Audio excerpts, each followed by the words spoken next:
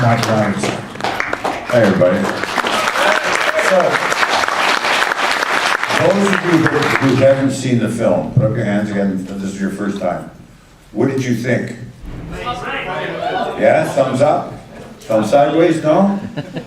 Okay, because you know that's 44 years ago? 45 years ago? I mean, look at the titles. I mean, they're in old digital form off their computers and stuff like that. Before I take questions, I want to talk about a few things.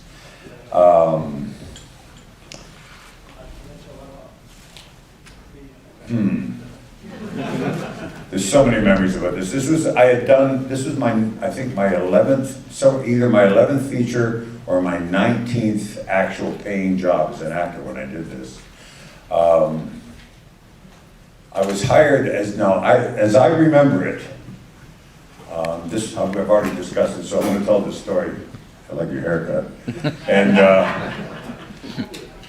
David hired me for one scene, which was the black and white flashback. Oh, you stayed. I thought you were going to go back to Norway. You stayed? Yeah, good. Great director. And I was hired for that black and white scene where he's talking to the technician, and it's a flashback, and he's telling Stephen all about it, telling my brother about it. David doesn't remember it that way. And we got in a bit of an argument over that. The way I remember it, I was hired for that, and when we did that scene, after the film started, David said to me, he said, look, we're redeveloping the script. We're going to reposition some of the characters. Have you got anything right now? And I was not working. I was actually doing a little bit of roofing at the time. And I said, no, I can do this. It's all right, I'll hang around. So I often got the scenes the night before or that morning. And I decided to play the character like a Che Guevara, that he's kind of a revolutionary. And you get a few here nodding your heads. So it was my way of him. There's a scene that's no longer in the film. And we talked about this. And when the film came out, they did press everywhere. David went to Berlin and all the big ones, and I got Madrid, and they wanted me to go into London, England for the opening there and do some press for it. And I'd been in Madrid, and we were in Paris before, and I'd never been to Europe before. I was enthralled with you guys over here, being Canadian. And there were riots going on in London in front of the theater. At this time, in 1980, I mean, a lot of you guys probably aren't old enough to remember, but punk didn't come from music. Punk basically came from, and its birthplace was, that there was no jobs in London, England, and in Britain for people with educations. And to get the dole, to get welfare, you had to go to 3 job interviews a week, or you couldn't get your dole. So people with PhDs and BAs and MAs and stuff would shave their hair off, put face makeup on, wear outlandish clothes, and go to these job auditions so that they could get their dole. That's where punk comes from, I'm sorry. It then translated into being something where we're different, right? As opposed to being, saying you're different, you're crazy. No, we're not average, So when I got to Paris, the opening of Scanners is going on, and I look on TV, and there's all these people that are all dressed in outlandish clothing, and a guy takes a brace and bit and starts drilling a hole in his forehead, and there's blood everywhere, and the police are going crazy, and there's riots, and they're all chanting, just because you made me, you don't get to kill me.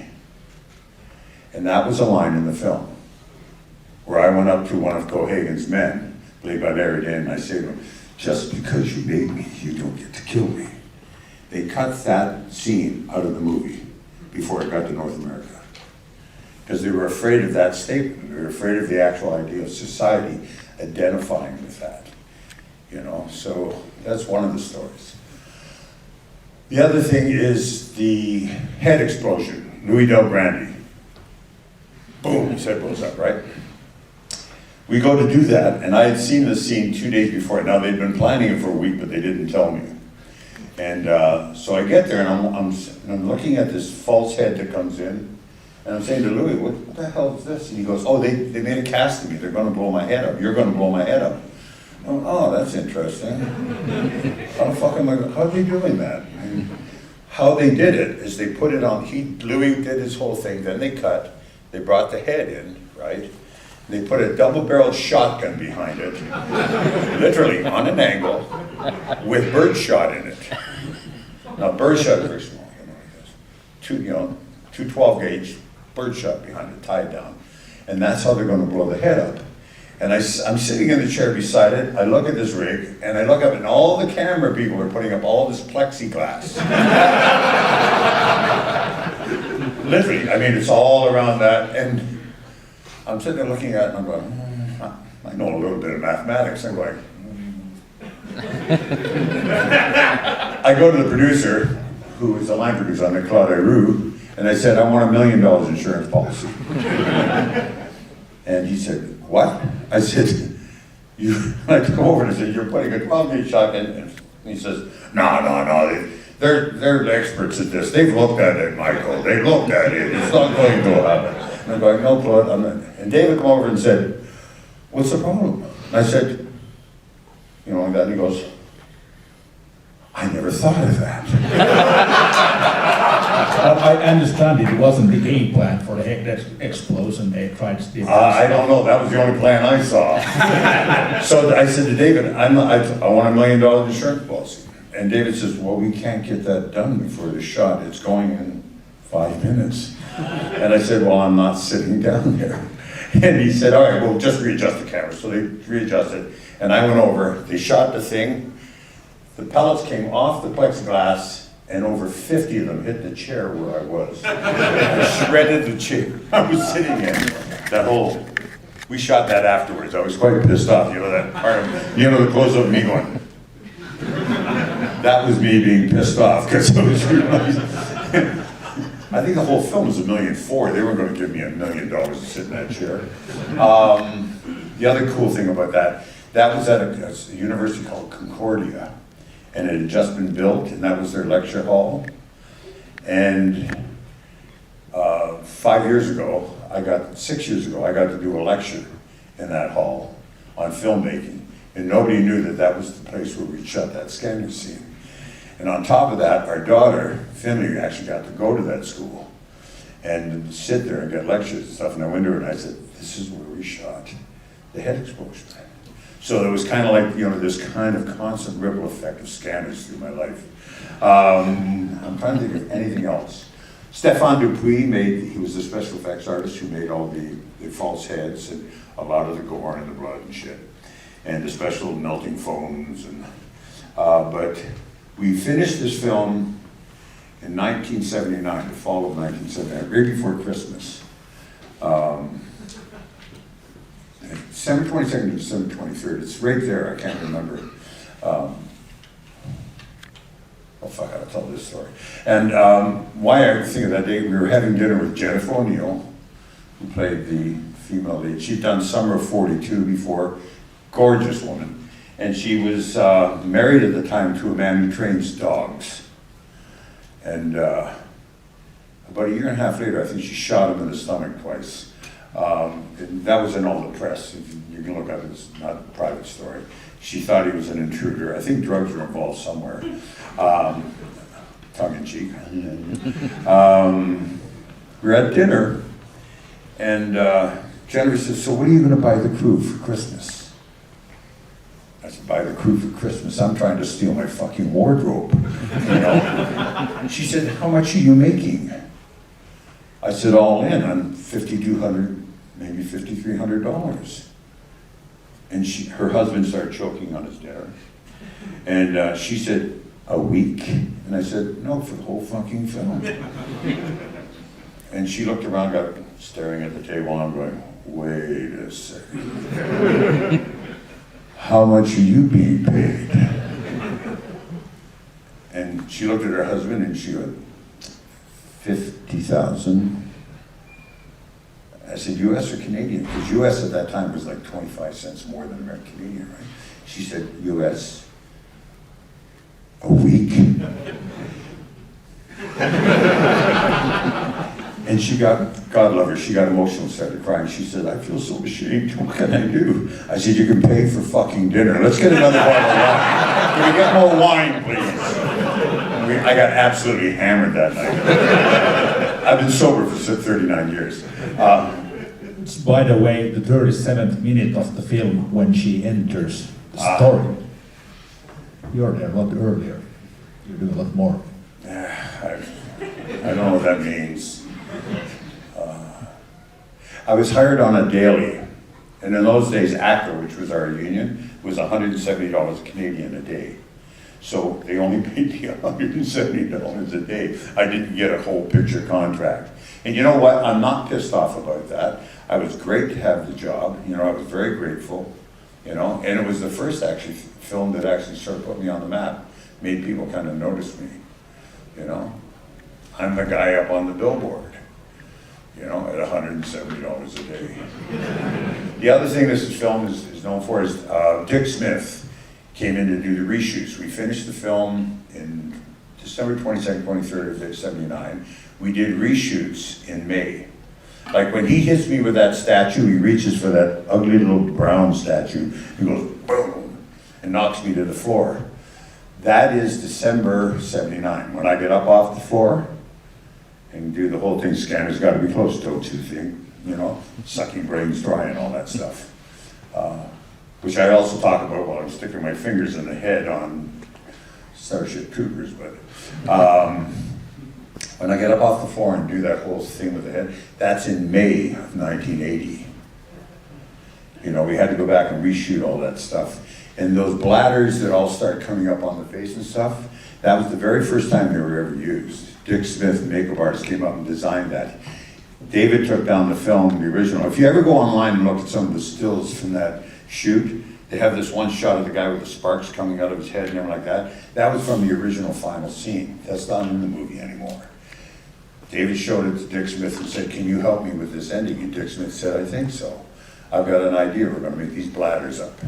So we made these blood bladders and stuff. That was the first time they were ever used. Also, the scleras they put in me, on my eyes, those white things. There was a flame bar at my feet, and Dick had put them in. You know, am I boring you? And, no, it's all right, I don't go. Also, lock the door. Anyway, those scleras I put in, they're called scleras, those white eyes. There's a flame bar at my feet, and they dried my eyes out because of the flame bar. I couldn't see what I was doing. I'm totally blind with those on. And Dick wasn't there, and the French-Canadian female makeup artist, the assistant, came over and put a plunger on it and tried to pull them in. I didn't know what was going on, and she scratched all my one cornea. And we had to keep shooting. I couldn't see after that. My eye was so bad. I mean, it was like that. And the scene we did right after that was me behind the coat in the corner where I roll out and I got blue eyes where I've got his eyes. So the eyes they had made for me that were blue, they couldn't put in my eyes because they were so badly scratched from her doing. They literally 2 days later put eye drops in my eyes, cocaine eye drops, and froze my eyes and put fine pellets and stuff in there and ground my lenses down to take the birds out. I have scars on my lenses. When I'm really tired, it looks like birds are flying. But the cool thing was, when I come out from under that coat at the end of the film, and I go, "Kim," whatever it is, they use Steven's voice, "Those are Dustin Hoffman's eyes from Little Big Man." Dick just happened to have them in his case. So when Dustin Hoffman, if you ever see Little Big Man, he plays the old guy telling the story at the beginning. Those are the blue lenses that Dick made for Dustin Hoffman for that film. If you haven't seen Little Big Man, you fucks go see it. It's a good film. What else? How did you enjoy working with Stefan Lack? He wasn't really an actor, No, Stephen. rather a painter. He's an artist, Stephen, and Stephen was part of the underground filmmaking in Montreal. If you want to go online, you can find some of those art films that they made before Scanners. Things like Montreal, Maine, and Get Out, and stuff like that. And they were just art films, crazy art films. He had never worked off a structured script before. You know, actors, believe it or not, are trained. You know, I'm up there with 5 years, 6 years of training, and Steven's basically done nothing but art and Nouveau films and stuff like that. He had a very, very difficult time, you know. But he's an amazing artist. Just had a big show in Montreal. I couldn't make it because I was working. You know, he never apologized for anything. I wish all actors, trained or otherwise, had as big a heart as Stefan. You know, he really tried on every sequence and stuff like that, and never apologized. He said, "I'm doing the best I can." And David said, "Okay, I'll be there." They actually hired him again for a second film afterwards. I don't have anything bad to say about it. What do you have to say about David Cronenberg's thoughts, director? David's a genius. Have you seen his son's work? Yeah. Yeah, it goes hard. Going to see the new movie again tomorrow. For the Yeah? second time. His son's not a genius. Fuck him if he's not gonna hire me anyway. David and I had a falling out, as far as I know. My memory of shooting Scanners and some of the stories I've told weren't his memories. And I understand it, it's 47 years ago. And we had a bit of a falling out. He disagreed. And I think also, I'm also sober 39 years, and I wasn't sober the last time I saw David. And I think I was very drunk and in a blackout, and I said something, I don't know what it was, but it pissed him off. And he has every right to be pissed off with me if I did something. But David's a genius. There's no way around that. He takes stories that viscerally upset you and emotionally upset you, and he ties them to social. Like when he did the Twins film with Jeremy Irons and stuff like that. And Dead Ringers, yeah. Jeremy Irons is a piece of work. I could go on for a half an hour about him. But I won't. He fucked over a friend of mine really badly, so. Is any of this going on, you put this on the net, I'll fucking cut you.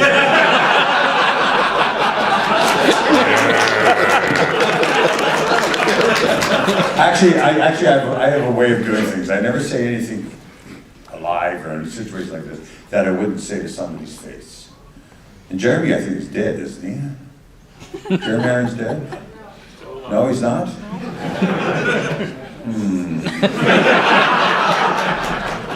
We'll talk about it, Jeremy. You know who I am. Anything else? How about questions? Yeah, please, just raise your hand. Okay, you with the white shirt. So? I'm curious about generally the casting and how it happens. For About example, the what? casting, like when you get cast as an actor. Like for example, recently there was a release, Callisto Protocol, and you performed for the audio drama, Callisto Protocol Heat Station. And I was wondering how... I don't understand the question. I really don't understand the question. Well, the question is how come... How did I get this part? No, well, the question is how did it happen that you performed in Callisto Protocol Heat Station, but not in the main gig? And then that also I'm makes sorry, me curious... I'm half deaf from gunshots over the years on films. Thank you. How do you pick up the projects and how... Which project? Well, for example, Callisto Protocol, because you did the voiceover for the audio drama. Are you talking about Sam Fisher? No, not Sam Fisher. You played Kane in Callisto Protocol Helix Station. I have no idea about that film. Did they rename No, it? no, not the movie. It was like the audio drama. I have no idea what you're talking about. Well... I've done 345 features. I've done 2,000 hours of television, and I apologize. I recognize the name, but I also had a number of strokes about 5 years ago, and I've lost some memory over things. The greatest thing about having a stroke is you find these great movies that you've seen before, but you don't remember them. My wife says to me, "No, you saw this." And I went, "It's so good." You know? No, I'm sorry, I don't know what you're asking. Does anyone know what he's asking? Wow. Hey, so it's not just me. I'm not the only one. Apparently, it's something you made like last year. A podcast series. This is what I just. A what series? Podcast. I just Googled it. I don't know. I'll meet you in the lobby and we'll have a look. Please, gentleman in the front. How long time did it take to film the final battle between you and... In this film? Yes. One evening, one night. Because once those prosthetics are on and stuff, it took almost 4 hours to put all those prosthetics and stuff on. You know, when I mean prosthetics, you understand what I meant by the rubber makeup and the plastics and stuff like that. To take it off, clean it, start all over again, it would have cost too much money. This film was done for $1.4 million Canadian. That was about $1.50 American at the time, so, but that's a joke, by the way. We did it all in one night. We did it all in one night, and we also shot that final sequence, because that was a reshoot in May.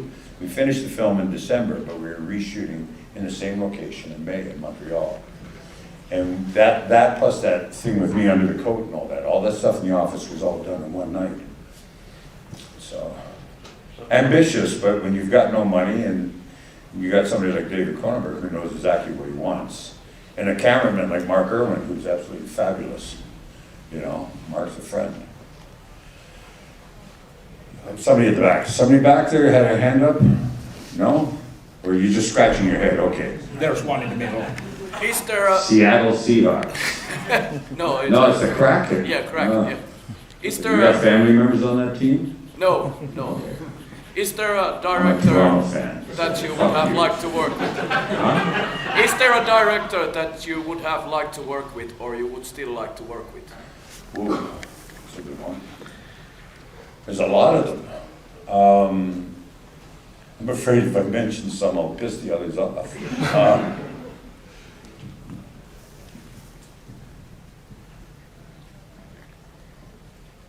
I can't answer that. I can understand. It's like I've got a little bit of autism myself, and my brain just went, you know what I mean, through a Rolodex of people that I'd love to work with, you know. You already pissed up Jeremy Ironside. That's true. Fuck you. And he knows what I'm talking about. Jeremy, you know what I want. If I'd gotten my hands on you that night before the elevator closed, you would be looking different today. Yes. Wait a second. Sorry, yeah. If this film started your career with... No, I had done 19 films before that. Well, okay, well, kick-started villainous roles in science fiction movies. Do you prefer to do these villain roles, or do you like to do something else? I like to work. I had a similar question. Okay. And I had a similar question, which was kind of like, how have you been able to dodge the role of a funny man? I'm not. You've not seen all my films. I'm not. I played a lot of funny characters. See, I even dance. I'm not an Ironside expert, but I was 7 years old when I saw, like, basically within a month, Total Recall. Do I have to talk to her? No, I'm just kidding. Total Recall and Free Willy. So Yeah. I would say I'm advanced Ironside expert. And I looked into your filmography, and I didn't see like a clean comedy. A clean comedy. Well, I Which, just did one called I'm like- Super Dicks about cops. Or I wear jerks, a jumpsuit, or jerks. you know, and yes, I've done a few comedies. Here's my pat answer over the years, right? And it's kind of technical. If you kill a dog with a shovel in early films, you know, when you're early in your career, and somebody makes money off it, they just want you to keep on killing dogs, right? Now the shovel might become a truck, it might become a gun, it might become a bill in Parliament, you know, and the dog might become Dean Edith Evans or Jennifer O'Neill or somebody, you know what I mean? Not that she's a dog, but you understand what I'm saying? Filmmaking is very conservative. A lot of money involved, and they don't really want you to step outside that. You know, I've made a lot of money, yes, I played a lot of heavies, And I usually play bad guys and get a lot of money for it. Things like Total Recall, Starship Troopers, Free Willy, those things. And then because of that, and I have what they call, do you know what a garnish is? Like when you have a meal, you have a steak and then you have all the garnishes, right? Well, I'm a garnish actor. You know, you hire the steak, but that's not a meal, so you can't really sell the meal with just the steak. So you need a garnish, and I'm the garnish that usually goes with the steak. And they go, oh, that makes sense, and then you order that. And that's the way they make films. I'm a garnish name. And it helps, you know. So I have the ability to get films financed, but on a smaller scale, smaller, lower budget films. And those are the ones I choose that are a little more fun to do, where I actually get to play priests and fathers and grandfathers and stuff like that, you know. You had your hand up over here. Were you running out of time? We have time for the gentleman in back. Before we take your question, there's going to be a lot more talking. Most of the talking is going to be done tomorrow after Yes. Recall in a masterclass. Please join us there Masterclass. for more questions. But so we don't explode our timeline here, we wrap it up by you in the balcony, please. You in the balcony, please. Thank you. I have a question. What was your first thought when you read the script? I mean, exploding heads and... I never did. I literally did. All I got was the one scene. And then the next day I got the next scene. And then I got a few scenes, because David caught up in his writing. I've heard stories that his financing was for a different project, and he was doing rewrites while he was to make the film he wanted to make, not the film he had submitted to Telefilm Canada. I'm not sure, I have never had a chance to talk to David about that.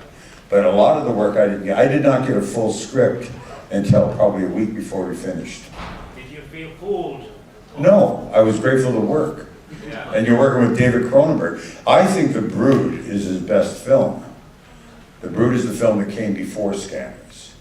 If you've not seen that film, see the fucking film.